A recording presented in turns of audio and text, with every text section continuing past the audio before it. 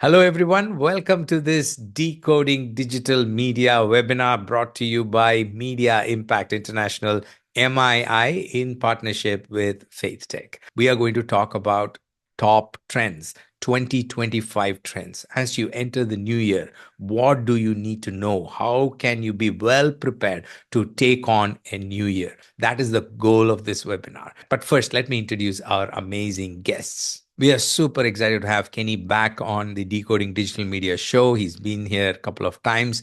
Kenny is the creator of Art of Engagement Framework, ART framework, and the owner of Big Click Syndicate, a boutique consulting that helps cost-driven organizations nurture fans for their mission. Kenny's team has worked with world-class brands such as American Bible Society, Exponential, California Baptist University, Redeemer Presbyterian Church, United Methodist Church, World Impact, and many more. He has served as church online pastor at one of the Outreach Magazine's fastest growing churches in America.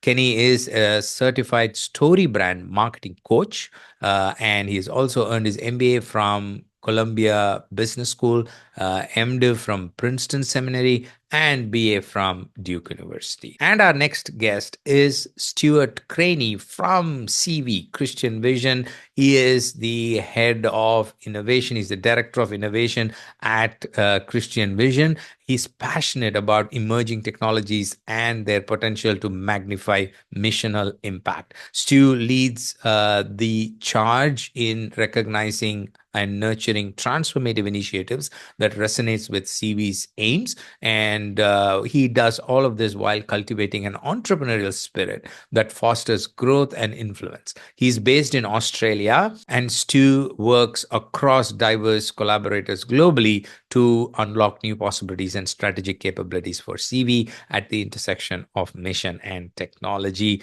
Super excited to have Stu for the first time on our show. Before we move forward, I have a question and a reminder for you. My question is, have you been using AI? If you've been using AI, which is the AI model that you have been playing around with?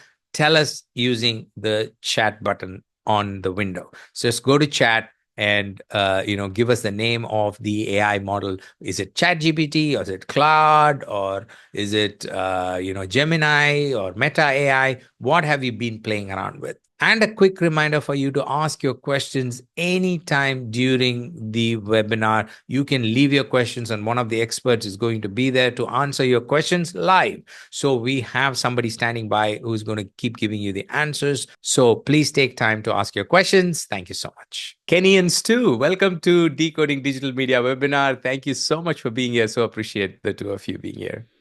Love being here. Archie, great to be here. Thanks for taking the time. I gave a formal introduction to our audience about you guys, but I want them to get to know you a little bit more.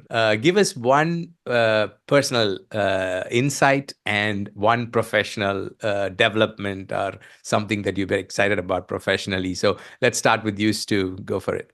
Sure. Thanks, Nachi. Well, in terms of personal insight, connected very much with my professional work now. But when I was growing up in the 80s, around the age of 7, 8 years old, together with my older brother, I really got interested in programming, like what we now know as chatbots.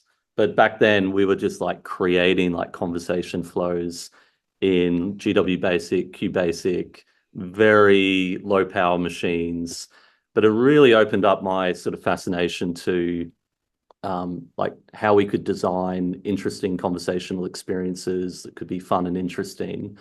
And now professionally finding myself working in a space like deeply with machine learning, AI technology over the course of the last 7 or 8 years.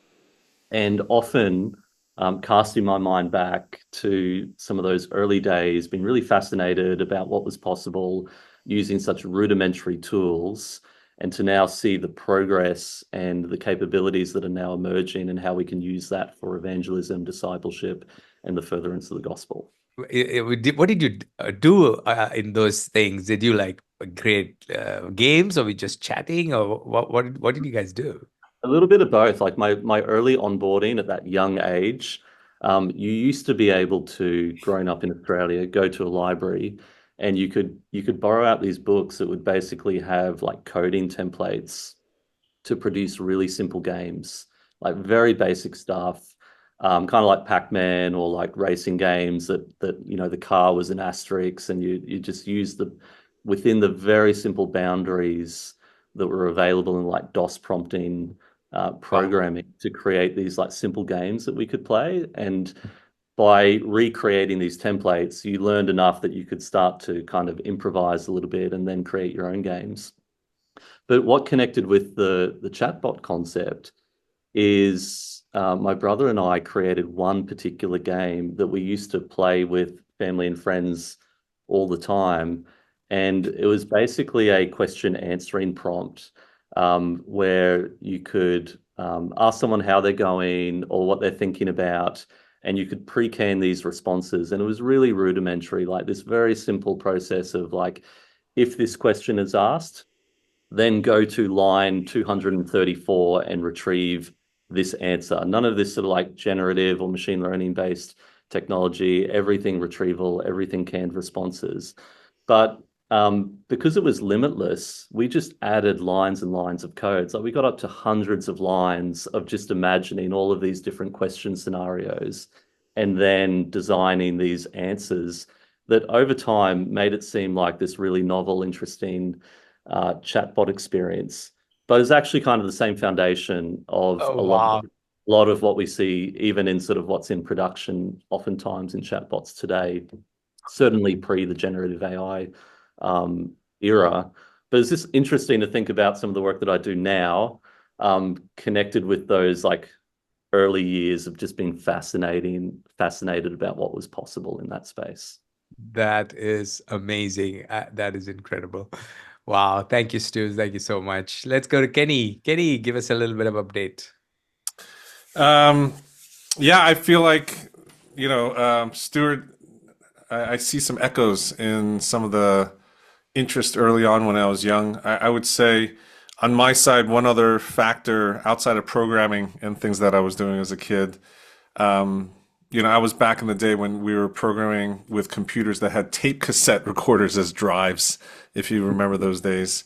But I've always been fascinated, Nachi, about advertising. I remember being in my bedroom reading the newspaper and just being fascinated how advertising could change the behavior of a stranger in a different room. It's hard enough to affect someone's behavior if you're in front of them and you can talk with them and persuade them, but advertising at its purest form is behavior change at a distance. And that I think has translated to digital marketing. And then my experience as a church online pastor, I think really doubled down on that. Like, what does community formation look like? What does relationships look like when you remove the physicality? And so trying to decouple the concepts that we actually take for granted most of the times in our lives, and really reducing it down to what do you really need for relationships? Where there was a period of time when I was going to seminary, I came back home, did my homework late at night, and then no one else was up. My kids were asleep, my wife was asleep, and I used to hop on Twitter. And that's where I met some friends on the West Coast. I'm on the East Coast and met some friends on the West Coast in an earlier time zone, DJ Chuang and others. And we actually started a prayer group at one point on video. Back in it was called Talkbox. That was way before Zoom happened. It was, it was janky. It didn't really work that well, but we had a Tuesday night prayer session, and I would argue that I probably know those people much more intimately Mm. than who I've never met in person, right? Than the people sitting in the same pew row every single Sunday in the local church that I go to, right? And so, a lot of people argue that you must be in person to have community. You must be in person to have relationships, but like, I don't know if that really is the case. So anyway, I've been fascinated with community formation, relationship development, digital technologies, virtually mediated environments, and I think that's been very interesting. And I think this is the precursor also to what's happening with AI and the big question of Are we able to have relationships with machines? And what do machines in themselves inform our spirituality? And so there's a whole big question mark there as we go, into the future, as we really see this innovation front unfolding in front of us right now. Oh, I love that. I love that. I love your background and how it kind of beautifully, God orchestrates our Yeah. journeys. And here's a crazy thing, right? I'm sitting here in India. Stu is from Australia. I'm from India, and you're sitting in the US. So we are Yes. covering the entire globe, and yet our the path that we have taken looks so similar. I mean, the story of Stu and yours and mine, and all three of us from completely three different cultures and Yes. backgrounds, and it's just beautiful that we are actually in the faith-based space as brothers and with the similar interest and backgrounds. I played around with Prince of Persia black and white version with the floppy disk. That's where I started, and fascinated with advertising as well. Just like Kenny read David Ogilvy on advertising in just out of engineering, and I said, I want to be a marketer. I don't want to be an engineer. I just finished the engineering degree, but I said I want to be a marketing guy, and I joined MBA. So it's just crazy how our paths were so similar in three different parts of the world. It's just amazing. And at this time, I just want to also encourage our audience who are going to be watching this. Where are you from? Which part of the world are you from? Because this is going all over the world. We are in MENA region, we are in India, we're in South Asia, in the US. So I just want you to share with us on the chat where you are from, which city, which country, what's your background. We would love to know that as well. So what a great way to start this conversation. I love it. I love it. So today we are talking about trends, and all three of us are watching this space evolve. AI is evolving, social media, we've watched it for the last 10, 15 years, and we are all in the midst of trends. So I can't wait to hear from the two of you. First, I want to open up the conversation with Kenny. So, Kenny, I want you to take us through the two things that ministries, media ministries, church leaders listening to us need to know as they enter 2025. So, go for it. Take us through it, and then we'll come back and chat through the points. Yeah, from my perspective, I think I have one that's probably maybe controversial or people are going to push back on it, but I think that churches are going to look at social media and take a step back. First of all, I think that we've all agreed that to some degree, whether you in full agreement or partial agreement, there is some degree of agreement that this global experiment that our society and culture has actually just gone through, called social media, probably was not the healthiest thing. It probably was not the most positive thing for us. And the key word there was FOMO, is the fear of missing out, anxiety, and mental health. And I don't know if it really has been that life-serving for all of us in terms of humanity. And I think the other thing is that the profit-driven algorithms that these social media companies are actually using changes so quickly that it is a lot of pressure on church and ministry leaders to keep up. And so I do believe that there's probably going to be a point where church leaders need to make a decision as to where they're going to invest their time, because the one resource we all have a limited amount of is time. And we have to make strategic decisions on where to best invest our time in our work for ministry. And the question is it social media? I think that's just one of those things where the fact that it's just hard to keep up with, it's hard to master. Many churches are already behind the learning curve. They're trying to catch up. They have not mastered it.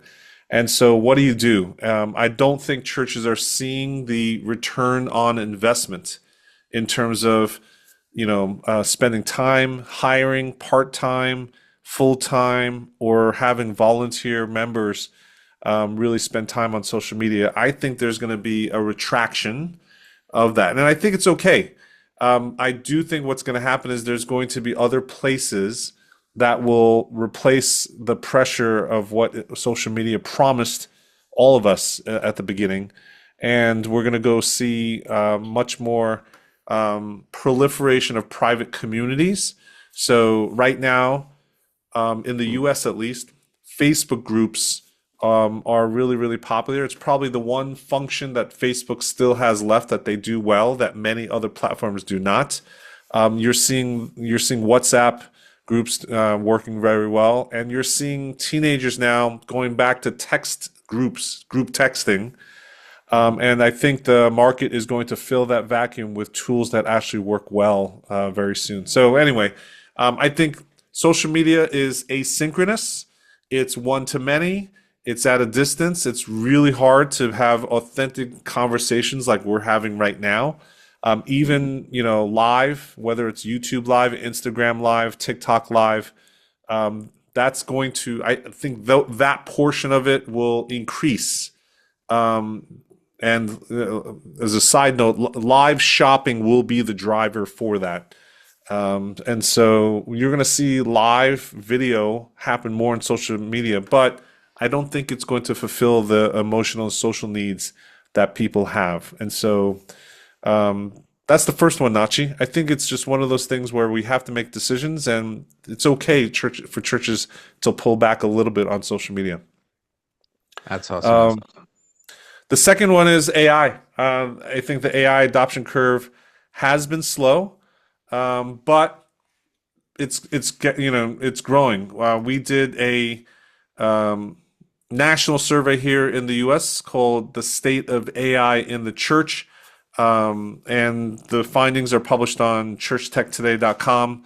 And you can see the progression of adoption of many AI tools. In the survey, we've identified the top 20 tools that pastors and church leaders are using in 2024, and a lot of the ethical issues, the budget issues, the training issues that are the obstacles. But all those things are going away slowly. And so I'm encouraged by that. And I do think that one of the things that's driving it, although it's probably not the thing that should be, is there's a thirst from the pastors. There's a desire from the ministry work is so hard that there's time constraints, there's pressure, there's demands on the pastor and the church leader that they're looking for help, whether it's shortcuts or efficiency or productivity. And that's the first early promise of AI. And so I think that's going to be one of the things that helps AI adoption in the church over this next year. And I think there's over 1,000 AI specific apps that were launched in this last quarter of the year. And it continues to grow and grow. There's many AI startups every single week that come out. And that's going to basically drive usage. And so I think AI adoption is something that every single church leader needs to address. Whether you're hesitant or you're fully growth minded, this is something that I think is super important in 2025. And it's much more disruptive than anything else that we've experienced in our lifetime. So even bigger than when the internet came out and websites for churches came out. I think AI disruption is going to be much larger than any of that we've experienced before. Thank you so much. That was power packed. It's just a changing face of social media. Yeah. So what we defined as social media is going to go away. And like Kenny said, what we did on social media, what we have done for the last 10 years, we're not going to be doing as much. We're going to retract on those activities, and we have to. Otherwise, you do the same thing and expect a different result. That's not going to happen.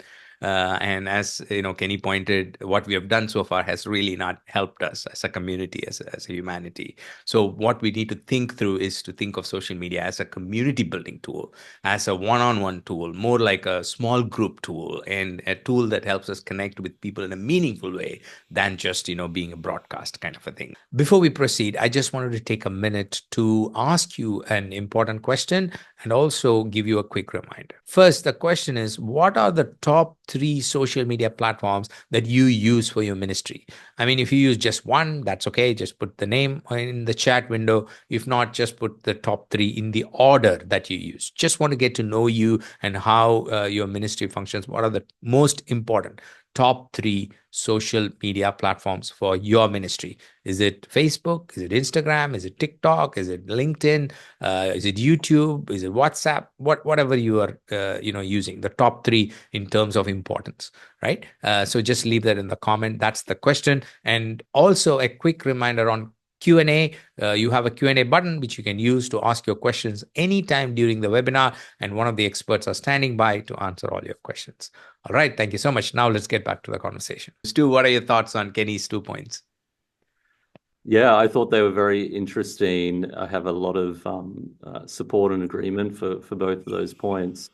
I'm curious, Kenny, in terms of like making that transition or that shift in the social media space, how do church leaders, practitioners, what sort of like mindset shifts do they need to make to be able to like tap into that emerging trend, as opposed to staying in the inertia of like business as usual, this sort of like broadcast mass approach?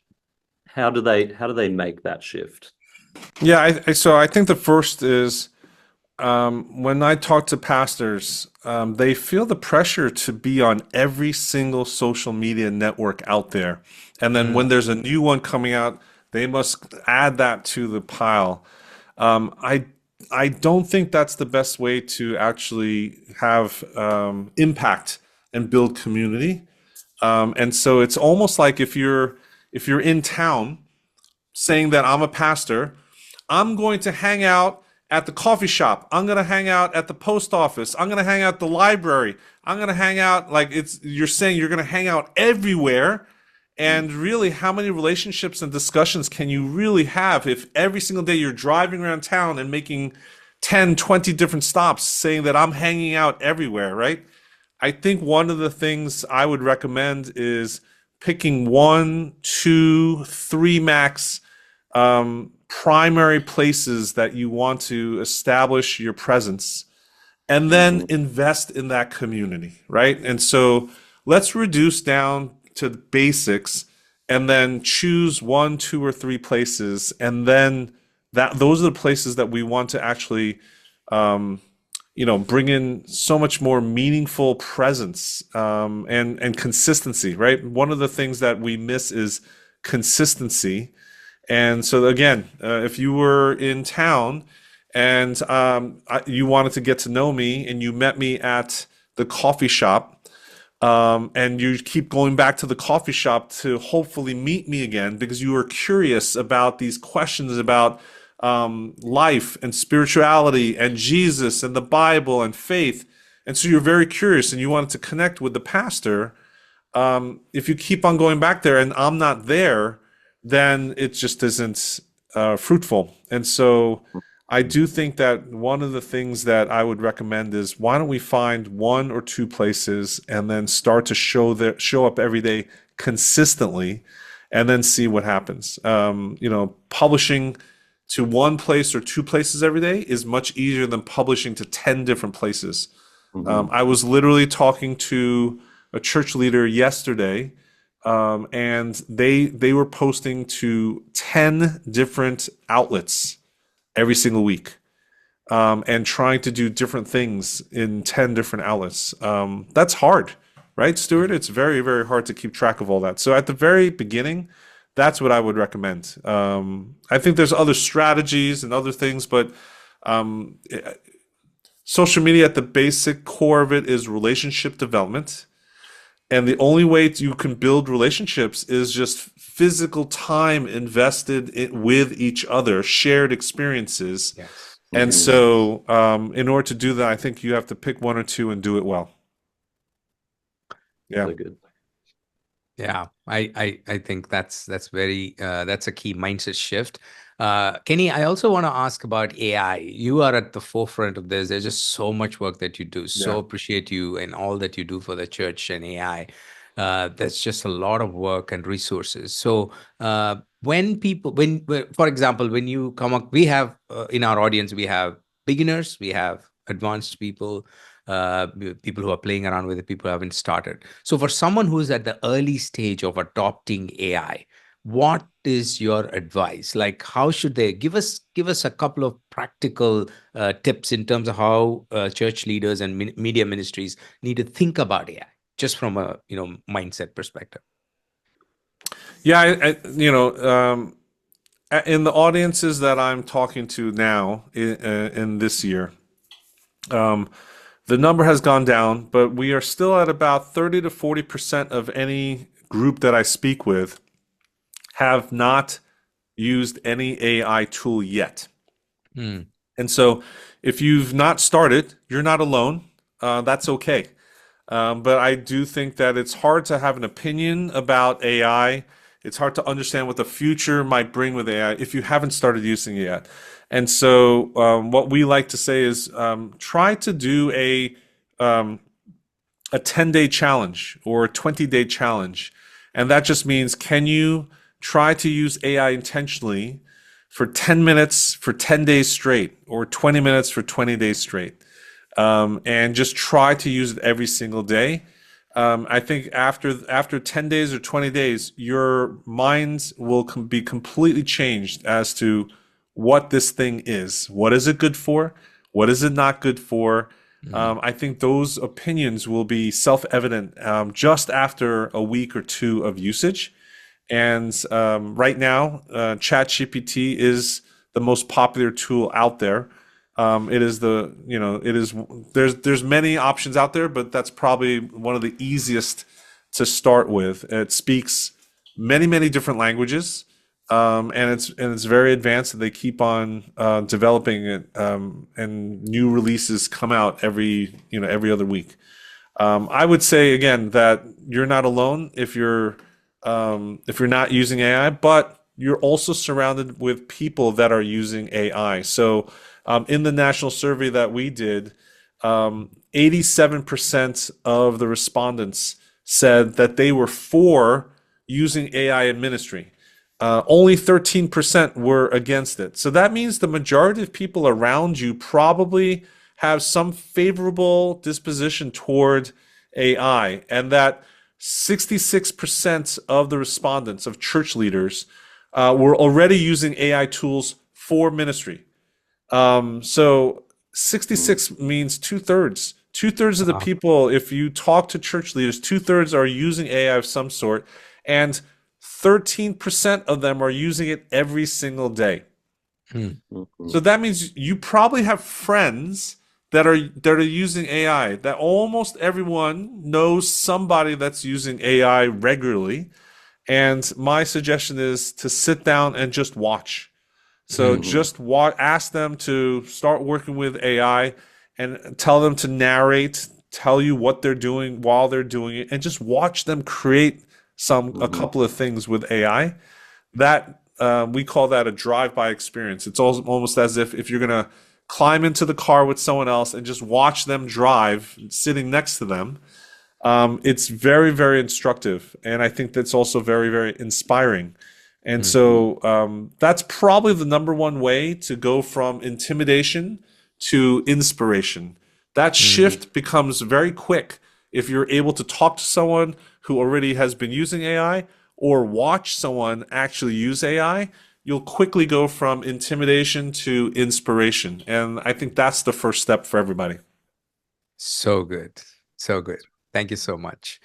All right. So I want to go to Stu. I want to hear from Stu on what are the things that people need to think about when they're entering 2025. I mean, 2025 has been there's just so much buzz. Some people are overwhelmed. Some people are excited. Some people they don't know what to make of it, and you are at the center of all this, Stu. Thanks for all the work that you guys do. There's just so much innovation, so many tools. Just like Kenny, you also have a lot of resources that you've made available for the body of Christ. So really look forward to your thoughts. So share with us, what should people be thinking about as they enter 2025? Yeah, thank you, Nachi. And I really want to sort of back into this question of overwhelm that you mentioned a moment ago, and Kenny talked about, the myriad of tools that are flooding the market and entering our attention, vying for our attention all of the time. And on one hand, it's really exciting. We've never experienced in our lifetimes anyway a period of such rapid advancement in terms of technology enablement. But at the same time, it can create a lot of anxiety for people. And I find one of the recurring things that I feel compelled to speak to other organizations about, or leaders, or churches and ministries, is how to engage in this environment where there's so much change happening all around us, and how to have the confidence to take steps forward rather than through that overwhelm, the tendency to maybe like wait and see, or being fearful about like, am I investing in the right path? Because there seems to be 1,000 different paths. And I want to make the best decision. What if I make the wrong decision? And so the two things that I'm going to talk about are a little bit anchored into this context, right? And so one of the technology shifts that I think creates some big implications and shed some light on this is we really are moving into this era of a kind of semantic web. And that sounds like a bit of a fancy technology term, but this was very like theoretical going back several years, but we're seeing the manifestation and reality of that today. And this is where the world's information is able to be indexed and accessed at the level of natural language. We're no longer just connecting bytes of information that's labeled in certain ways that machines have traditionally been able to join the dots with. But in the same way that you and I are making sense of concepts through the words and the meaning that it's attached to the words that we exchange, machines are able to decode that in the same way that we do. And that is changing the game for how digital marketing happens. It means that machines are able to make sense of all the content that we produce at the level of the words and at the level of meaning, as opposed to just the sort of signposts that we code into it with like tags and keywords and the various labels. One of the dangers that I think that this creates for digital marketers, especially because this is such a volatile and emerging space, is we go down this rabbit hole of trying to quickly chase after the way that the algorithm is performing. And it starts to sort of steer and influence the way we create content, the way that we package and market that. There are some good strategies that we can take hold of.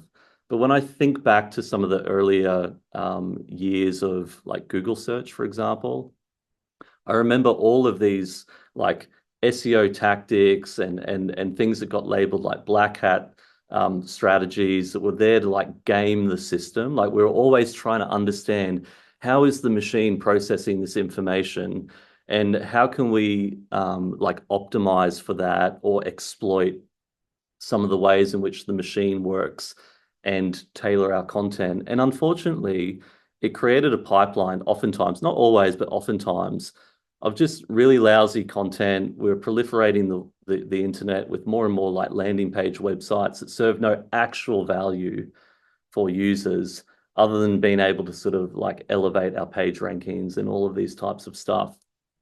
And then what happened over time is as the algorithms and the software became more sophisticated, it moved in the direction of like genuinely valuable content anyway.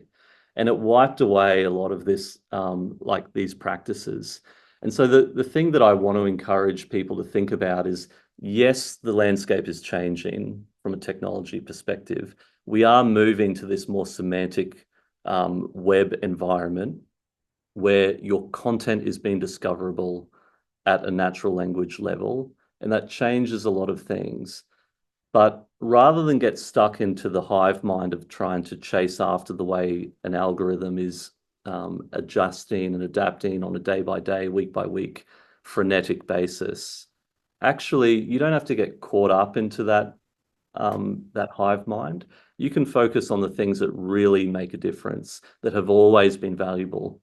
Create fantastic content that addresses genuine human needs, that has wonderful storytelling, that captures people's attention at a place of value. Like, continue to anchor your attention into those things, and you will find you will play the long game with all of these technology shifts anyway.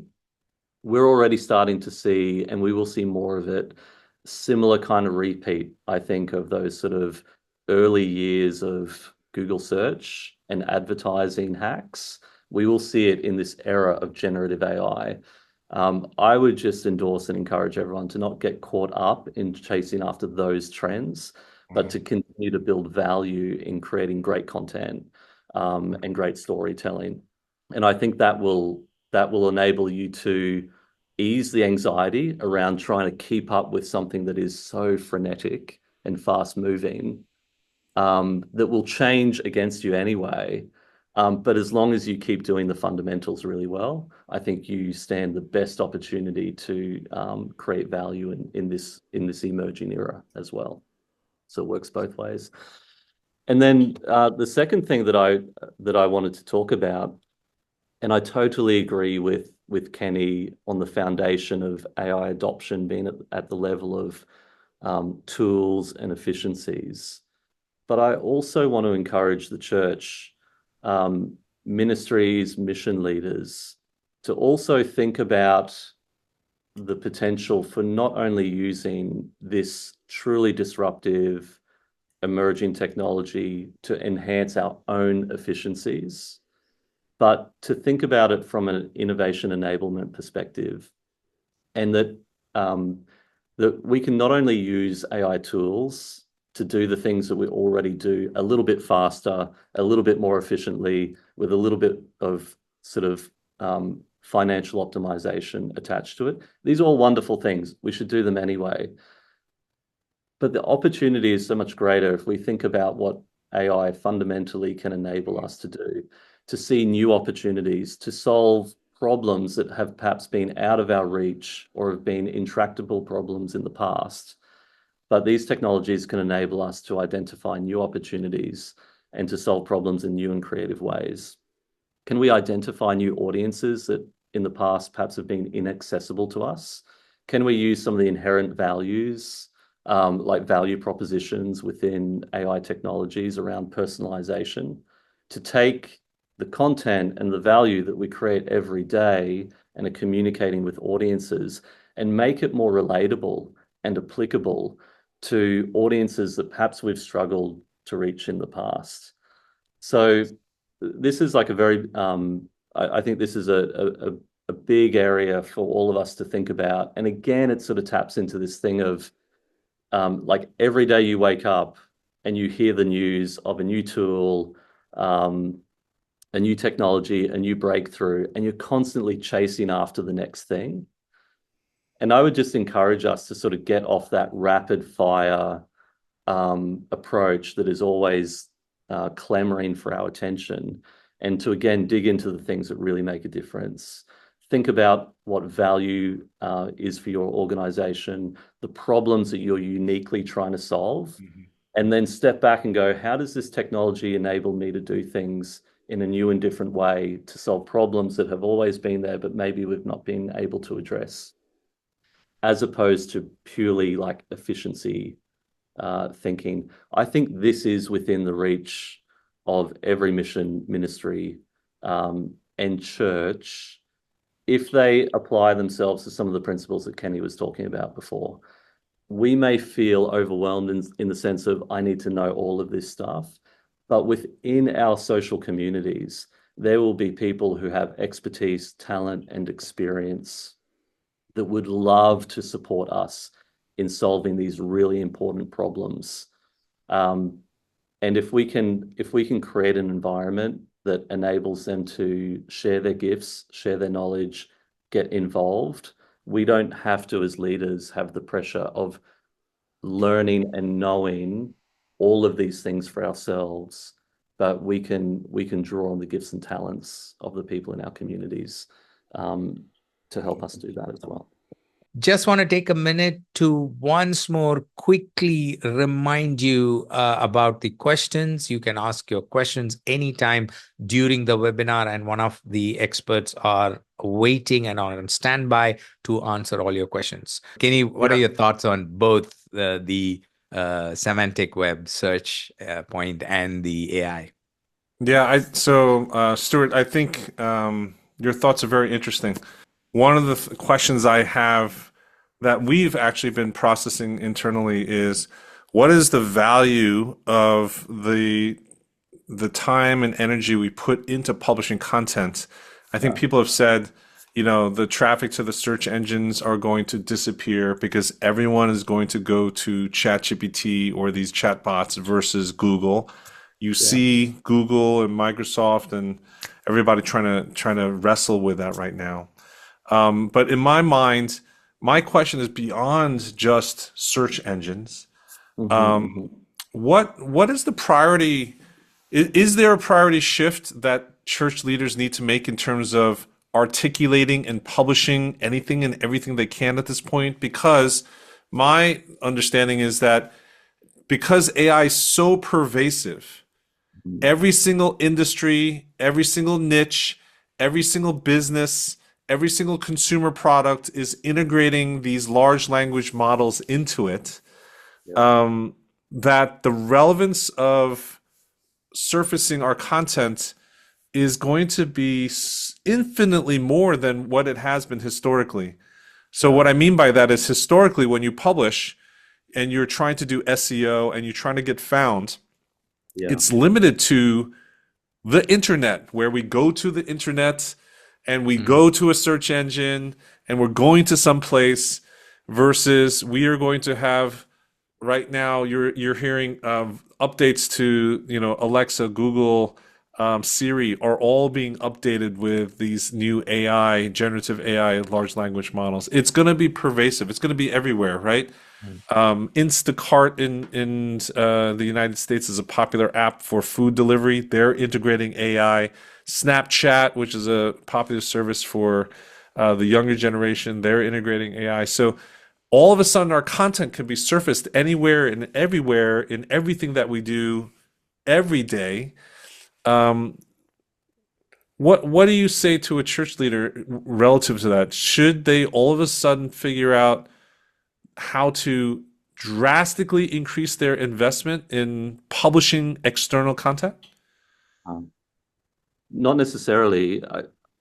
My perspective on this is it's actually a fantastic opportunity. And the reason I say this is what you're describing is a situation where we have um, an incredible general ubiquity Yes. around all of the information that is presented to people. You mentioned the 1,000 tools a day that are sort of flooding our market. So many of these are essentially ChatGPT wrappers or some version of Yes.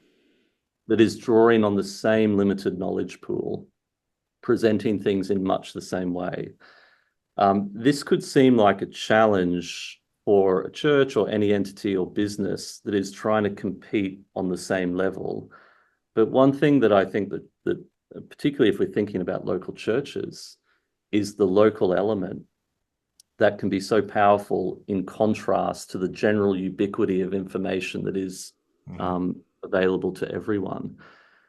I would say very much in keeping with some of your earlier points around focusing on less, not more, not trying to compete with the fact that some of these very large language models have been trained on huge percentage amounts of the entirety of the internet. But what they don't often have is the niched, very localized, hyper-personalized content that could be the purview of local churches. This is an amazing opportunity because they have access to Mhm. something that these models don't have. We can feel overwhelmed by the disparity in terms of their resources and their profile, but they're lacking something the local churches have, and that's their deep integration and understanding into the communities and the people that they're serving. And I think if we can create content that is not trying to be on all of the platforms and Yeah. compete with everything else that is out there, but we create stuff that is like uniquely valuable for the problems that we're seeking to solve and get more and more targeted, more and more specific about that. And we build a unique kind of, like, even if we're thinking about a data perspective, unique IP around that that can then be used to even leverage some of the benefit of these Mhm. AI models but are then fine-tuned for really specific domains. I think there's an opportunity for churches to see all of this as a great opportunity rather than a threat. But Yeah. focus on that, not more. I love it. Yeah, yeah, because people are going to have questions, right? They had questions. That's why Google became the query, center of the world, and they're going to continue to have questions. And as Kenny said, we people are surrounded with things that they can talk to now, whereas earlier we only had that little, uh, for lack of another term, like a chat window on Google, where we went and typed. So Yeah. to go to a little window and type your question is a behavior that people are used to for years now, to go and Mhm. ask something to a particular thing. But now I think even with voice, as you said, Kenny, it's just everywhere. It's ubiquitous. So I think it's a great opportunity for churches. So think in terms of questions is what I would encourage our audience to think about. When you think of SEO, you think of social. When you think of AI, think in terms of answering people's questions. One thing that I've seen many ministries succeed with in the digital space is when they answer questions. When they keep answering questions, suddenly you become search friendly. Whether you do SEO or you do keywords, none of that matters. If you keep answering questions, you become, somebody who are found by people. So awesome. Thank you, Stu, for that. So just want to quickly move on to the a couple of things that I wanted to share about 2025 trends. First is I want to talk about social media ads. And they both, the 2 points that I wanted to share, they both are related to social media, but in two different angles. The first thing I want to share is social media advertising, especially ministries and media houses that are listening to us. You are all in ads. Many of you are in Meta ads, Instagram ads, Facebook ads. So first thing I want to tell you is AI is going to be powering most of your ads. So most of your ad budget is literally being handed over to AI. And that's a shift that they have been making at the background for the last 1.5 years. So we've been testing a lot. And earlier, I used to switch on parts of our campaign for AI. So as you go into ad managers and these backgrounds, you will see Meta and Instagram asking you, do you want to switch on what they call as advantage in Facebook and assistive in LinkedIn? So they all have their own names. Google has its own name for Gemini. So they ask you, do you want to switch on AI for running your ads? So we've been testing that for the last 1.5 years. So I just want to share with you in 2025, that shift is going to be in a major way. So all these big companies are going to depend a lot on AI to run the ad campaigns. Why? Because it's getting better and better. So when I started out testing 1.5 years ago, it did not perform really well. We had high costs. The results were crazy all over the place and so on.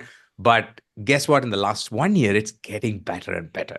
We're actually seeing across campaigns, we're seeing better results, lower cost, higher efficiency, and suddenly we're discovering audiences we never thought were there in the first place, because AI is getting so good at these pattern recognition and like correlating these data points and kind of figuring out who the next level of audience are. So I know you and me, Kenny, we've had this conversation before on finding blue ocean audience. So like audience you never thought about, right? Audience you never thought existed, that like completely new. So maybe some of your ministries listening to me, you're thinking my ads are working, but I want to get better. I want to reach more people. I want to spend less. So that is going to be possible with AI. So in 2025, I think more ads are going to be driven by AI and less of algorithm. Well, the difference, if you really want to know, between algorithm and AI is algorithm is fixed set of rules, and AI is the same set of rules, but evolving with learning. So the algorithm learns and it adopts the rules. It doesn't bend the rules, but it kind of adopts the rules to its learning. So that's the difference between algorithm and AI. Um, But I think Meta, LinkedIn, Google, they're all going to be allowing more of AI to kind of run the campaigns because it just makes more sense because there are data points that humans or any other system can't really point. So I would love to hear both of your thoughts on this in a few minutes. The second quick thing I wanted to mention to people is the creator economy. I know it's a big topic, but I want to touch on it for 2025. I've been looking at some statistics for one of our other projects, one of my speaking engagements that's coming up, and I was just blown away at the rate at which the creator economy is growing. Number of creators, over 200 million creators in the world, and here's the interesting thing: 130 million of them are micro influencers, which Right. means they're just 1,000 to 10,000 followers. 130 million of them, but they are, and out of this whole bunch, 45% are full time, right? And they say over 10% of these group make more than $100,000 revenue by being creators, right? Mm. And it only takes 6 months for them to make their first dollars. So these are some of the recent statistics that I saw about creator economy, and I started thinking, we as a church, as faith-based community, as media ministries, how much are we really thinking about this creator economy? Like Kenny just mentioned, the whole online live buying thing. What is it driven by? It's driven by influencers, right? Mm. Just Amazon recently released the whole creator center. I think it's called Creator Central, where they're giving so much resources to people to enable influencer-based buying, because this whole influencer thing is what is going to drive e-commerce. It's going to drive the businesses. And guess what? It could be the biggest force that could help the gospel and faith-based conversations because people trust people, right? So my question or challenge to all your audience there is, are you really thinking about this? This is the new influencer marketing strategy. So earlier we talked about social media influencers. I used to go to conferences and we had this whole track on influencer marketing. This is the new influencer marketing. So I just want to ask media ministries listening to us, are you thinking about this? Are you actually nurturing influencers in your church? I want to ask you, church leaders. Many churches don't even think about that. Look, the people who are sitting in front of you, there are influencers in the midst of those people. Are you nurturing them? Are you empowering them to become Christian digital content creators? Not just Christian content, could be any content, but with faith-based values. Things like that.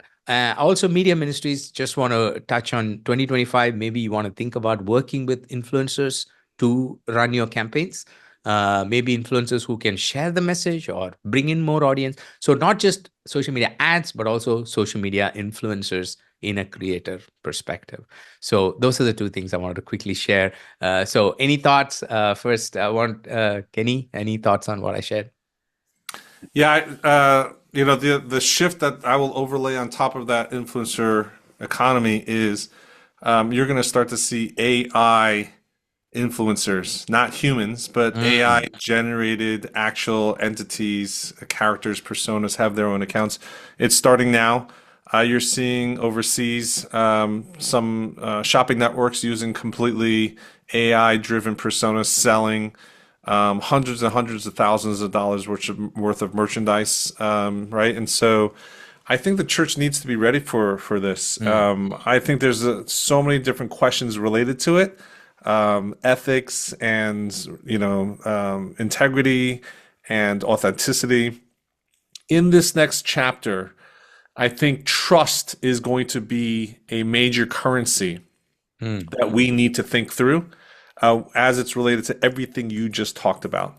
And so I think there's proper places that you might be able to deploy that. And then there's places that maybe we need to start to think through from a Christian perspective or biblical worldview of really sharing guidelines for where it is appropriate, where it's not. This week, I just tested a video cloned avatar that I generated that joined a Zoom call, and then the participants was able to interact with it without me typing or telling it what to say. It was just talking visually by itself based on data that it was trained on. And so I think that's the future of customer service for businesses. There's a lot of things. There's a lot of application training, internal training for staff that might be appropriate. So I don't know. I think this is just one of those things that Mm, we haven't even thought about the intended and unintended consequences that's coming down the pike. mm. Yeah, absolutely. Stu, any thoughts? Yeah, it immediately struck me a common thread in each of what we've said is this sort of narrowing and focus on like micro communities, niche Right. content, and even the role that AI can play in that. I'm thinking about like what Kenny just shared in terms of his AI avatar, and regardless of what people think about that, but in terms of making that meaningful and effective, it really relies on discrete data that is unique to Kenny and his experience and the knowledge that he has and the style that he has in presenting it. And I think this is going to be a very big thing for people who want to leverage this stuff is to appreciate the value of the unique data that they are Yeah. generating, creating, that there's a real value to their IP. You definitely want to govern that so it doesn't just get sucked into the large behemoth consumption of data, but recognize it's actually super valuable. It's going to enable you to do more of this sort of micro influencer stuff, to leverage more of these tools in ways that aren't just ubiquitous, but are contextualized to your audience. And it just reminds Stuart, me I that, mean, I think of the opportunities in mission-driven areas that Mm, are sensitive, and that 100, we as Christians are able to deploy now, instead of risking the lives of volunteers and staff in those regions. That you're all now going to be able to completely have a different face and makeup and hair and clothing, that you can change at will mm. and speak fluently in so many different languages automatically. So I think there's a lot of trepidation, but I feel like as an optimist, there's so many use cases. Don't you think that we probably will find some pretty amazing use cases where we're like, wow, this is something we've never had before as a tool for the gospel. No. Yeah, I mean, absolutely. and Stu is they've really pioneered in already in some of these things. Stu, Yeah. I remember seeing some of your AI avatars that are already in different parts of the world, sensitive regions of the world. Tell us a bit about that, if it's okay. Yeah, absolutely. For all of the use case scenarios that Kenny just mentioned in terms of like security and Yeah.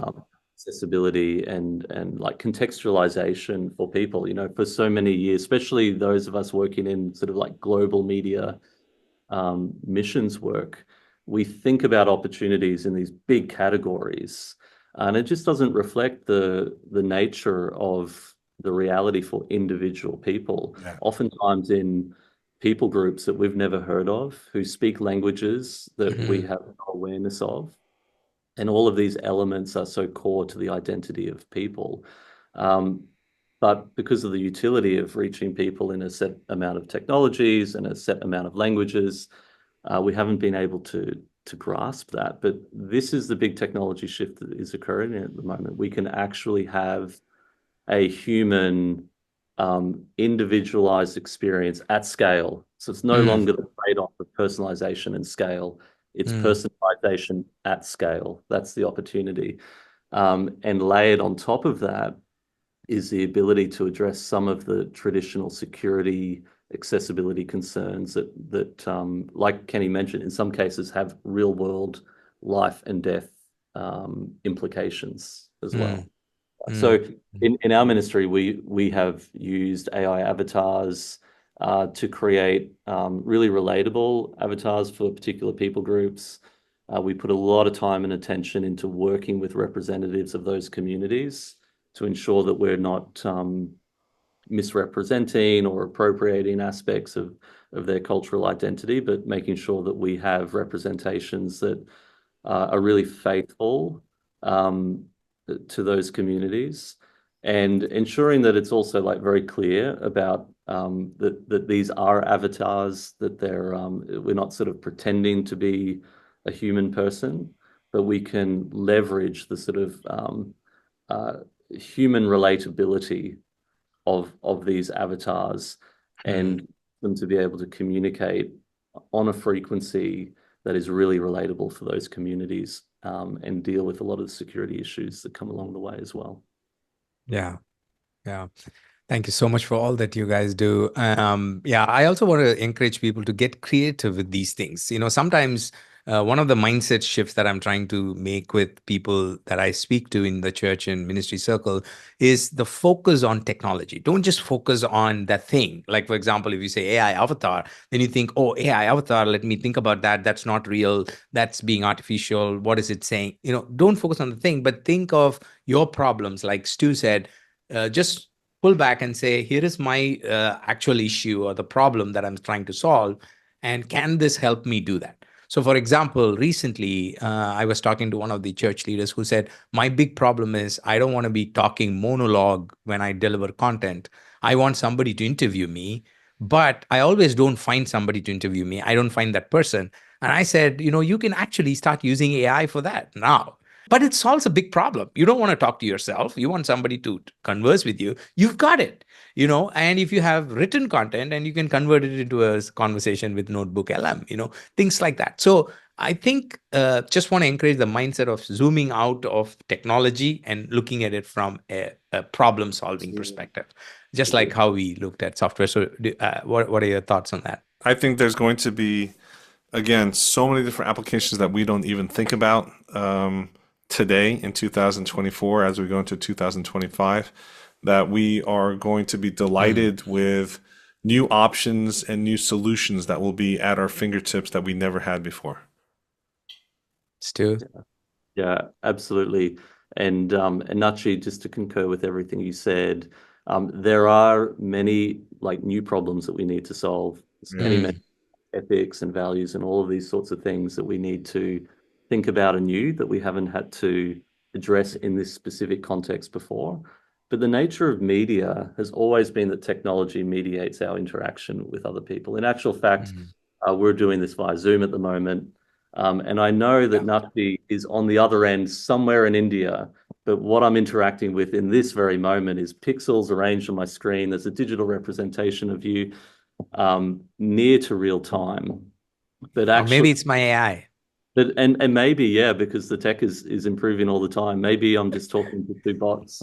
Uh, but it has always been the nature of media. It's not as distal a reach as we may think, but it is presented to us in a new and different form. That does cause us to sort of consider, how do we make sure that our timeless values and ethics are encoded in this new experience. But as you said, we are actually leveraging technology, as we always have, to solve problems. It's absolutely the right starting point. Focus on the problems that you're trying to solve, not starting at the technology level and then interpreting backwards, going, how does this technology enable me to solve a genuine problem, create value in a new and different way, rather than thinking about how do I use an avatar? How do I use this particular kind of AI application? How do those things help me solve real problems, create real value? Yeah. Yeah. Well, gentlemen, what a joy. I can do this for days. I can just sit here and keep talking to both of you, just gleaning your wisdom and all of us having these exciting conversations about these new things. I know all three of us love to do that. But our time is coming to a close. And before I ask you to give information to our audience on how they connect with you, I want you to share two things. One is closing thought. Just one point that you want to close with and just leave it with the audience. And the other is really a practical help in terms of people's tools. Where do they go for this solutions? Like, if I'm a church and I'm looking for these tools or resources or something to, learn from, are there areas that you want them to point to? So those are the two things I would like you to think about. I'll start so that you have a minute to think about that. So from my perspective, let me say my closing thought is this. My closing thought is don't let technology overwhelm you. Don't let all these new developments overwhelm you. Just focus on your current solutions that you need and go after things that will help you solve that. As simple as that. Whether it's AI or social media or ads, doesn't matter. whatever it is. Just focus on the solution that you need and go searching for that. And I want to go back to that important point that Kenny mentioned. You are not alone. And I think Stu also concurred to it. There are people around you who are already thinking about AI. There are people around you who are already working on something. So just partner. Even in this group that you guys are listening, you may be having other ministries that could help you.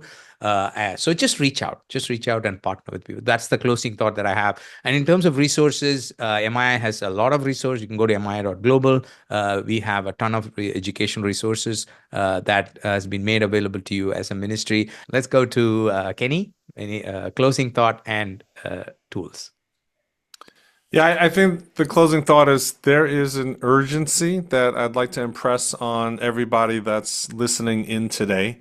It's just one of those things where we as church leaders have a fantastic opportunity, and I think it just comes down to one question that really will either motivate you or not, and that is, do you believe that God can do divine things with the digital tools and technology He has given us? If you don't think that the digital is from God, then I think you go down a defensive posture and you're trying to separate man from machine.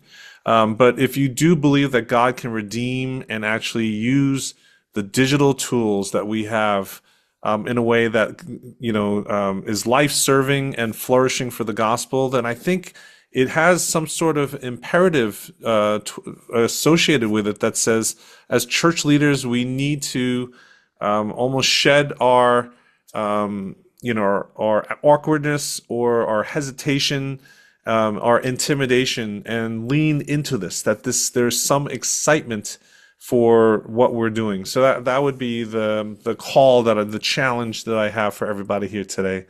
In terms of resources, we have a community of over 6,000 church leaders in a Facebook group called AI for Church Leaders and Pastors. You can apply to join it online. It's very active. Everybody's very generous.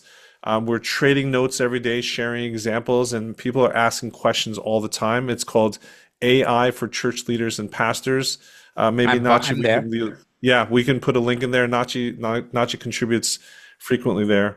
And the other one is that we've created several courses for beginners as well as advanced level users. And the first one you should look at is chatgptforchurches.com. Chatgptforchurches.com. We'll put the Highly link. recommend it. It's very easy, but also advanced users pretty much can guarantee that advanced users will pick up a couple things from it as well. So those are two places. A community and a course and tool are things that I have to offer everybody. That's awesome. Stu. So good. Yeah, I just want to encourage everyone to lean into this this technology shift, this inflection moment in history, to realize that you have so much more to offer and contribute, and by way of influence than perhaps you can imagine. That this is not a time to be a spectator only, or even be a consumer only of all of the tools that are available, but to recognize that you also have a potential role to play, an important role to play in shaping this technology future.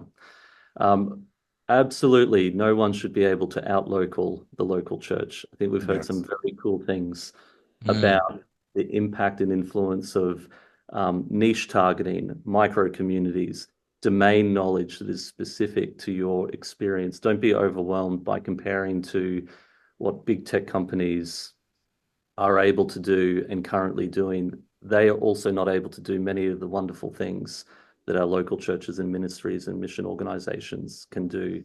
They would love to have the insight and capabilities that exist in some of these highly localized enterprises. So know your worth and value and get involved, because you have an important role to play.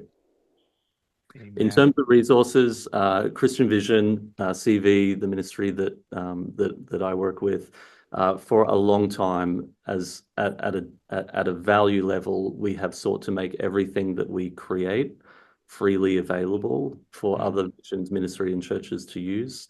The main way that we do that is if you go to our website, cvglobal.co. You can create an account. By creating an account, you automatically receive a license and access to be able to download and use it for whatever purposes you wish to. Mostly white labeled content, whether it's videos or training courses, various types of media resources.